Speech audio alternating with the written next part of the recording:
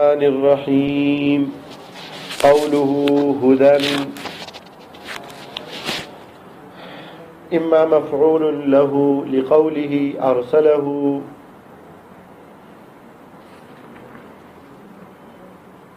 إلى آخره.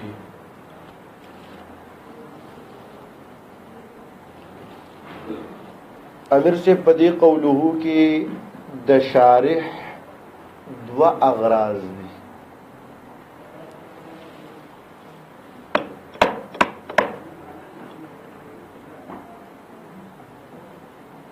پدی قوله کی د شارح سو اغراض دی، دو اغراض دی.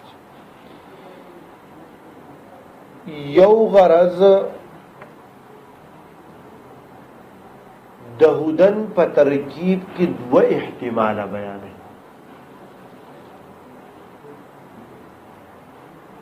د هدن په ترکیب کې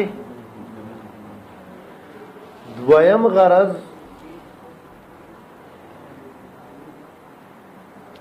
په احتمال اول باندې اعتراض او د هغې نه یو جواب، او په احتمال ثانی باندې اعتراض او د هغې نه دو جواب ذکر کړي.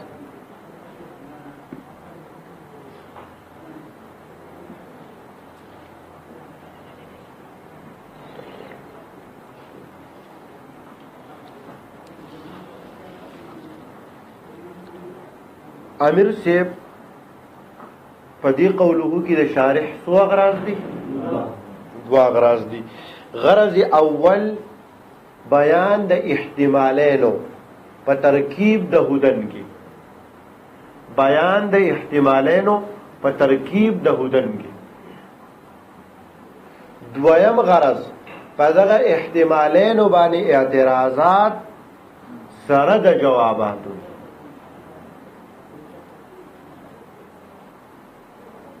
ٹھیک شو؟ اولنی غرض بیان د احتمالینو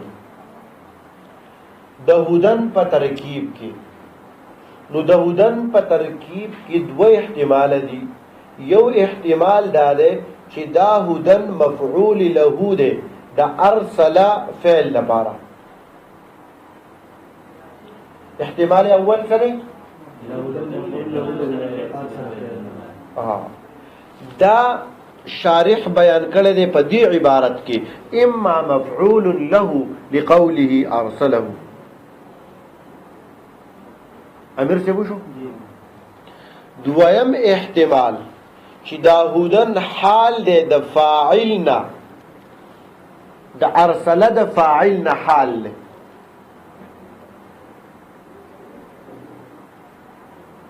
یا په ارسله کې چې کم ضمیر د مفعول دی چې هغه هو دی د دین حال دی. سو احتمال شو دوا. یو دا چې دا مفعول له دی، دویم دا چې دا حال دی. نو د حال په صورت کې بیا دو احتمال دي چې دا حال د فاعل د ضمیر نه دی یا دا د مفعول.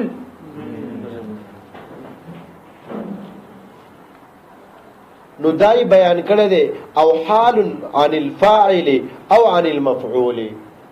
دای په دې عبارت کې بیان کړل. امیر صاحب تاسو به ګوته کې خو دل معلوم شو درته. نو دا اولنې غرض چې بیان د احتمالینو په ترکیب د هدن کې. پس کې اولنې احتمال سره مولا دا ارسل فعل لپاره. دویم احتمال شد ولی شاه صاحب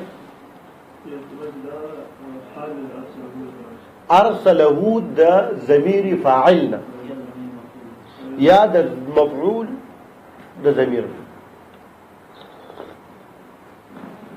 شاباش دی باندې خو تاسو پوه شئ ان شاء الله.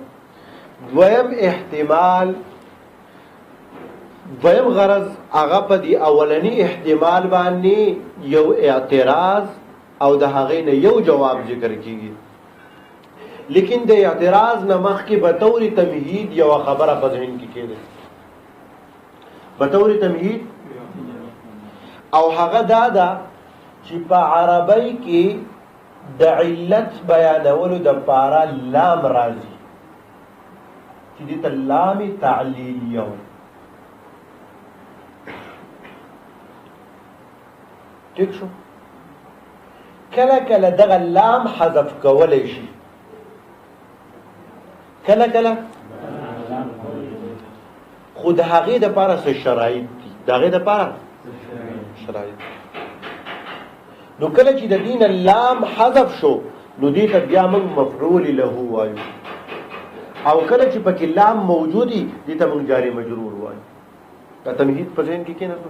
په عربی کې د علت بیانولو دپاره څه راځي؟ لام. دې لام ته کوم لام وایي؟ کله کله دا لام په لفظونو کې مذکور وي او کله محذوف وي. نو کله چې مذکور وي دې ته جاري مجرور وایي، او کله چې دا حذف شي نو دې ته بیا څه ویل کېږي؟ مفعول له ویل کېږي.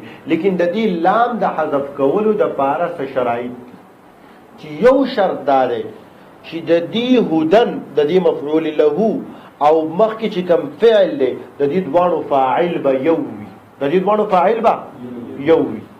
که فاعل یو نو نو ته بیا لام نشي حذف کولی، ته بیا لام نشي حذف کولی. لکه مثال په طور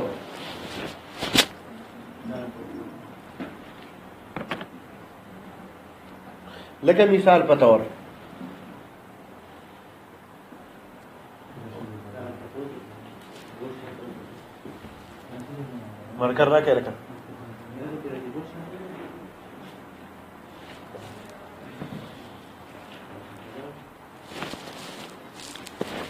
لکه مثال په طور ضرب زید عمرا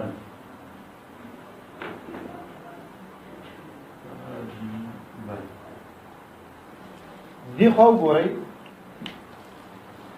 دلته د دې ضرب فاعل څوک دی؟ وای زید عمر اوه د څه دپاره؟ نو دا علت بیانوي که نه چې دا عمر دا وهل د څه دپاره شوي دي؟ زید د عمر د څه دپاره وهل دی؟ د ادبو ښودلو دپاره. نو اوس ګورئ نو دا تعذیب وجه بیانېږي د دې ضرب دپاره.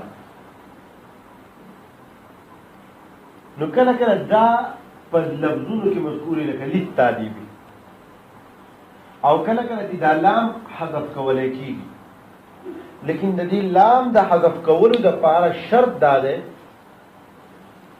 چې د دې مفعول له او د دې فعل فاعل به یو وي. دلته د ضرب فاعل څوک دی؟ زید دی. او ادب ښودلو والا څوک دی؟ زید. نو د دې وجې نه دلته دا لام د لفظونو نه حذف شوی دی، په لفظو کلام کې مذکور نه دی بلکې څه دی؟ محذوف دی. نو د لام د حذف کولو دپاره شرط څه دی؟ چې د فعل او د مفعول له، یعنی مخکې چې کوم د مفعول له نه چې مخکې کوم فعل وي د هغې او د دې مفعول له فاعل به یو وي. که فاعل یو نو ته لام نشي حذف کولی. نور شرایط ولا هم دي دې کې چې کوم دي د مفعول له د دې لام د حذف کولو لپاره درې شرایط دي، لیکن دلته چې کوم ضروري او هغه مې تاسو ته ووایم. ٹھیک شو؟ وسوال دا دی چې مخکې په دې اولنی احتمال چې تا وایي چې دا مفعول له دی د ارسله د ارسله فعل لپاره، نو اعتراض په دې باندې دا دی چې د ارسله فاعل څوک دی؟ هو ضمیر دی په دې کې، او دا چا ته راجع دی؟ الله ته، چې دا الله لېږلی دی. امیر صاحبو او دا هدن د هغې نه څه شی دی؟ د دې ارسله دپاره څه دی؟ مفعول له دی. توجه کوئ. ګورئ دا هدن مفعول له دی د چا دپاره؟ د ارسله فعل دپاره. په دې صورت کې به معنی دا شي والصلاة والسلام اور رحمت اور سلامتی ہو علامن اس ذات پر ارسلہ جس کو بھیجا ہے اللہ نے ہدن ہدایت دینے کے لیے، ہدن ہدایت دینے کے لیے. نو ګورئ سوال دلته دا دی چې د ارسله فاعل څوک دی هو دی چې هغه چاته راځي دی نو تاسو داسې وایي چې د ارسله فاعل الله دی د ارسله فاعل الله دی او دلته د هدایت فاعل څوک دی رسول الله څوک دی صلی الله علیه وسلم نو د فعل او د مفعول له فاعل یو نشو د فعل او د مفعول له او د لام حذف کولو د پاره خو شرط دا دی چې د فعل او د مفعول له فاعل به یو وي د فعل او د مفعول له فاعل به یو او دلته فاعل یو نه دی دلته فاعل نو دا د لام په څو بنیاد باندې حذف کړی دی د لام د حذف کولو د پاره چې کوم شرط دی هغه شرط نشته او لام حذف شوی دی امیر صاحب په سوال پوه شوي سوال دلته دا دی چې د ارسله فاعل الله دی او د هدایت فاعل د مفعول له فاعل رسول الله دی نو د فعل او د مفعول له فاعل یو نشو بلکې جدا جدا شو او د مفعول له د لام حذف کولو د لپاره خو شرط دا دی چې د دوانو فاعل به یو وي او دلته دا شرط مفقود دی او د هغې باوجود لام حذف شوی دی وای نشو بیا رماحات کوم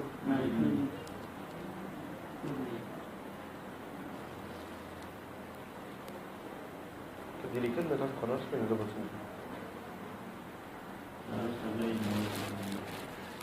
دی خو اوس وګورئ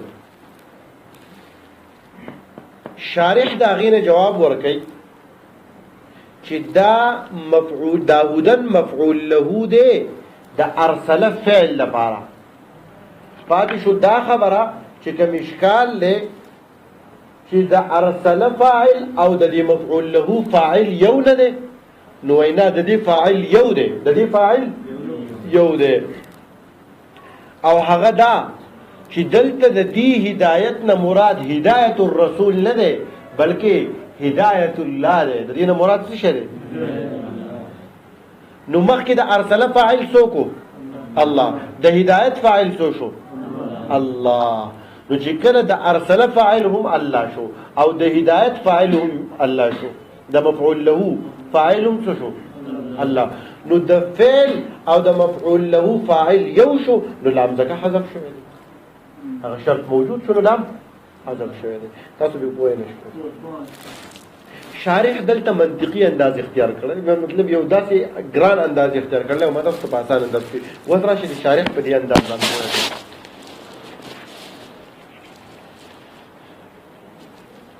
ګورئ د کم فعل چې علت بیان شي هغې ته څه وایي تاسو مخکې ویلي که نه معلل فعل معلل به ګورئ د کم فعل چې علت او وجه بیان شي هغې ته څه وایي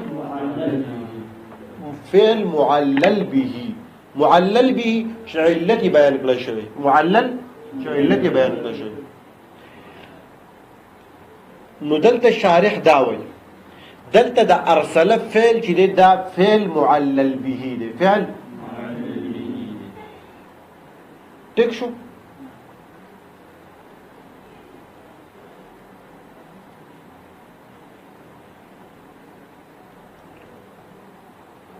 دی خوا ته اوس وګورئ او دا هدن د هغې دپاره څه شی دی علت دی څه شی دی نو د هدن فاعل او د فعل معلل به فاعل یو دی نو چې کله یو شو نو شرط موجود شو نو چې شرط موجود شو لام محذوف دی دې وجه نو کوم سوال چې وارد شي هغه سوال ختم شو په جواب په دې پوه شو نو دې خوا وکړئ نو جواب دا دی چې دلته دا ارسله فاعل الله دی خو د هدایت نه مراد هدایت الله دی بلکې هدایت الرسول نو چې کله هدایت الرسول نشو هدایت الله شو نو د فعل معلل به او د دې مفعول له فاعل څه شو یو شو نو چې کله فاعل یو شو نو دې وجنا هغه شرط موجود شو او لام حذف شوی دی قوله هدن دا قول قائل چې هدن نه اما مفعول له یا بدا مفعول له یا دا مفعول له دی لقول ارسله د قائل د دې قول چې ارسله دی د دې لپاره وحينئذ او نو په دغه وخت کې یراد بلو دا مراد به د هدایت نه هدایت الله بی هدایت الرسول بنی حتی یکونا تردید شو دا هدن فعل د فعل معلل به د فاعل د پارا ترجمه بدا سکوئی تردید شو دا فعل د فعل معلل به د فاعل د پارا مخکې بدا قوی د فعل معلل به د فاعل د پارا لفاعل الفعل المعلل به ولګیدو نو کله چې د دې هدایت نه مراد هدایت الله شو نو د دې هدا او د ارسل فاعل یو شو کنه شو نو دغه خبره ده کوي وای تر دې چې شو دا فعل دا هدا چې شو فعل شو د چا د پاره د فعل معلل به د فاعل د پاره چې فعل معلل به سو ارسل دا غي د فاعل لپاره دا غي فاعل سو الله نو د دوانو د پاره فاعل سو شو الله امر سي بیا مو نه لګي ها ورته او حال عن الفاعل او عن المفعول دویم احتمال بیان شو چې دا یا حال له د سشنه د فاعل د ضمیر نه او یا د مفعول د ضمیر نه ټیک شو نو په دې احتمال باندې اعتراض ده چې ګورئ د اعتراض نمخ کې دا خبره په ذهن کې کړي چې دا ذل حال حمل وی په حال باندې ذل حال د حال حمل وی په ذل حال باندې حال حمل وی لکه څنګه چې خبر حمل وي په مبتدا باندې خبر حمل وي لکه زید قائم دلته د قائم حمل له بچا باندې په زید باندې او دا هدن مصدر ده د حال له د ارسله دا هو ضمیر نه چغه ضمیر د فاعل له چغه ضمیر او دا مصدر چې وی دا سوي وصف وي مصدر سوي وصف وي او هغه هو ذات ته هغه هو او د وصف حمل په ذات ټک نه د وصف حمل نو کته د فاعل د ضمیر نه حال جوړه او کده مفعول د ضمیر نه حال جوړه په دوه صورتونو کې هغه شی ذات ته او دا مصدر د مصدر وصف وي او د وصف حمل په ذات ټک نه وي د وصف حمل په ذات ټک نه وي لکه ته زید ضرب نشي ویلې زید ضرب دی زید ضرب دی که زید ضارب دی نو ګور دلته د حمل نه ټکیږي دلته د حمل زید ضرب دا اوس ته ویل شي زید ضرب ولې ضرب وصف ته او زید ذات ته او د وصف حمل په ذات ټک نه وي د وصف حمل په دې اعتراض مو شو نو دلته داودن مصدر ده او د ارسله کې چې کوم هو ضمیر ده یا د مفعول د ضمیر ده دا دوه ذات دي او د وصف حمل په ذات ټک نه لري د وصف حمل ټک شو نو ته چې دا غیر د حال واقع کې او حال خو په ذل حال حمل وي حال خو په ذل حال او دلته حمل نه صحیح کیږي وای شوي جواب ته وښه شارح داغي جواب کوي چې دلته داودن مصدر په معنا د اسم فاعل له دا په معنا د اسم دا په معنا دا چې کله مصدر په معنا د اسم فاعل شو او اسم فاعل ذات مع الوصف ته څه دی د خالص وصف د صرف وصف حمل په ذات ټک نه دی خو د ذات مع الوصف حمل په ذات باندې ټک دی لکه زید قائم مو وایو کنه وایو او زید ضارب وایو کنه نو هغه ذات مع الوصف ته ضارب ذات مع الوصف او د ذات مع الوصف حمل په ذات باندې ټکی نو دا په معنا د هادین دی دا په معنا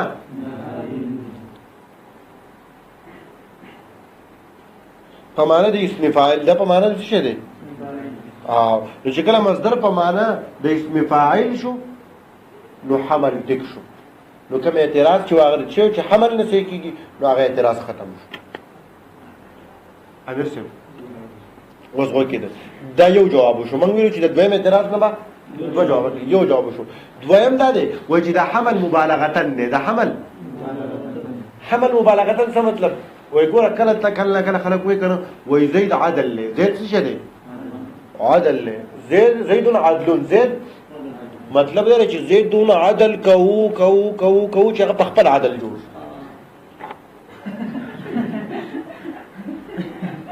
ٹھیک شو. نو ویا دا حمل څه شی دی؟ مبالغتن دی، مبالغتن. نو دا به ان شاء الله په معانی کې تاسو بیا وایي. نو دا حمل مبالغتن دی، لہذا کم اعتراض لکه زید عدل خلق وایي زید عدل. نو دا قشن دی دا هدن دا حمل هم مبالغتن دی. دا حمل څه شی دی؟ نو چې کله مبالغتن شو اعتراض به نه وارد کیږي. ګوره مبالغه په کومه کې سیوا ده؟ وزه تاسو د ټولو ترجمه کوم، تاسو به ماته وایي. اولنې احتمال تراشی ترجمه ته کلمه تنتا والصلاة والسلام اور رحمت اور سلامتی ہو علی من ذات پر ارسلہ جس کو بھیجائے اللہ نے ہدن ہدایت دینے کے لیے. ہدایت ٹھیک شو. والدویم دا د مفعول له ترجمه شو چې کله دا حال واقع شي د فاعل د ضمیر نه ګوري وتا والصلاة والسلام اور رحمت اور سلامتی والا من اس ذات پر ارسلہ جس کو بھیجایا اللہ نے. اس حال میں کہ وہ ہدایت دینے والا ہے، کہ وہ اللہ ہدایت دینے والا ہے. کله چې د فاعل د ضمیر نه کہ وہ اللہ ہدایت دینے والا ہے. چې کله دا حال واقع شي د چانه د فاعل د ضمیر نه او کله چې د مفعول د ضمیر نه والصلاة والسلام اور رحمت اور سلامتی والا من اس ذات پر ارسلہ جس کو بھیجا اللہ نے. اس حال میں کہ وہ رسول اللہ ہدایت دینے والا ہے.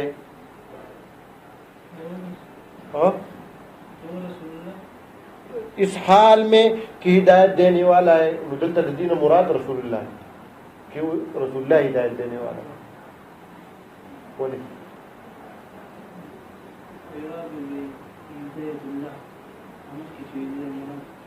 موږ دا بل احتمال لا ترجمه کوو. هغه احتمال موږ مخکې بیان کړل چې مفعول له شي هغه ترجمه شوی دا او الرحمت اور سلامتی والا من اس ذات پر ارسلہ جس کو بھیجائے اللہ نے ہدن ہدایت دینے کے لیے. دا ہدایت کون کو ورزل ته مراد دین الله دی. هغه مفعول له ترجمه مخکې شوی دا موږ د حال ترجمه کوو. گورے ورتا والصلاة والسلام اور رحمت اور سلامتی ہو علی من ذات پر ارسلہ جس کو بھیجا ہے اللہ نے اس حال میں کہ وہ اللہ ہدایت دینے والا ہے.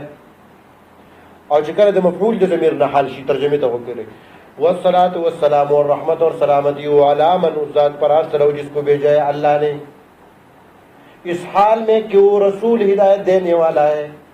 دو ضمیر چا تراجو رسول اللہ تراجو نو نو چې کله رسول الله تراجو نو دی خو وګورئ چې دا دغه نه حال واقع شونه د هدایت دنه والا اوس په دې صورت کې څوک رسول الله صلی الله علیه وسلم. او دریم جواب چې کوم شی چې دا حمل مبالغه نه نو وکړي چې تاسو وګورئ چې مبالغه په کوم یو کې شوی ده. والصلاة والسلام اور رحمت اور سلامتی والا من ذات پر ارسلہ جس کو بھیجا اللہ نے ہدن ہدایت سراپا ہدایت. یعنی پیغمبر اسلام ہدایت کو سراپا ہدایت جوړ شوی. مبالغه په کوم کې سیوا ده؟ په دې اخر کې پیغمبر اسلام هدایت را لېږل شوی دی. بس مثلا شارح دی غرار کول کړي اما مفعول له دا یا مفعول له د قائل د دې قول د ارسله د لپاره وحی نه او په دغه وخت کې مراد د دې هدانا هدایت الله ده تردید چې شو دا فعل معلل به د فاعل لپاره او حال للفاعل یا حال للفاعل او المفعول یا مفعول وحين په دغه وخت کې فعل مصدر بمعنى الاسم بمعنى اسم فاعل اسم الفاعل نو مصدر په دغه وخت کې په معنی د اسم فاعل باندې او يقال او یا ویل شي چې اطلق على هذا الحال حمل شوی دی په الحال باندې مبالغه په تور باندې نحو زيد عدل لك زيد عدل يعني دا زيد عدل د قبيلين ده. وصلى الله تعالى على خير خلقه محمد وآله وصحبه أجمعين برحمتك يا أرحم الراحمين.